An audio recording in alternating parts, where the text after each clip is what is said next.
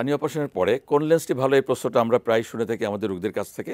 আসলে এই প্রশ্নের উত্তরটা দেবেন সার্জন নিজেই, কারণ এটা ডিপেন্ড করে একজন পেশেন্টের চোখের হেলথের উপরে।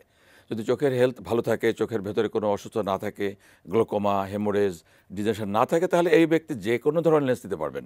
সেটা মনোফোকাল হোক, যেটা দূরে দেখা যায়, বা অ্যাডপ্ট টাইপের লেন্স হোক, বা ট্রাইফোকাল লেন্স যেটা দিয়ে দূরে মাঝখানে কাছে দেখা যায়, যে কোনো ধরনের লেন্স উনি নিতে পারবেন। কিন্তু যদি ওনার চোখের ভেতরে কোনো সমস্যা থাকে, সেক্ষেত্রে সার্জন নির্ধারণ করবেন যে কোন লেন্সটি ওনার জন্য ভালো হবে। ট্রাইফোকাল ওনার ভালো হবে, নাকি মনোফোকাল ভালো হবে, নাকি মনোফোকাল প্লাস ভালো হবে। আমি সহজে যদি বলতে চাই যে সমস্ত লেন্সে দূরে কাছে মাঝখানে দেখা যায় এগুলো ট্রাইফোকাল লেন্স, এটা সবার জন্য ভালো না। কিন্তু যাদের চোখের ভেতরে সুস্থ আছে, যাদের চোখের ভেতরে কোনো রোগ নাই, তাদের জন্য অবশ্যই অনেক ভালো, এবং তারা একটা ইয়থফুল ভিশন এনজয় করতে পারবেন যদি আমরা এই ট্রাইফোকাল লেন্স তাদের চোখে ইমপ্ল্যান্ট করতে পারি। কিন্তু আনফর্চুনেটলি যদি তার চোখের মধ্যে কোনো সমস্যা থাকে, তাদের জন্য ভালো হবে এডপ্ট কোয়ালিটি লেন্স বা মনোফোকাল প্লাস লেন্স বা মনোফোকাল লেন্স, কারণ এখানে রোগী দূরে ভালো দেখবেন, কাছে চশমা দিয়ে দেখতে পারবেন।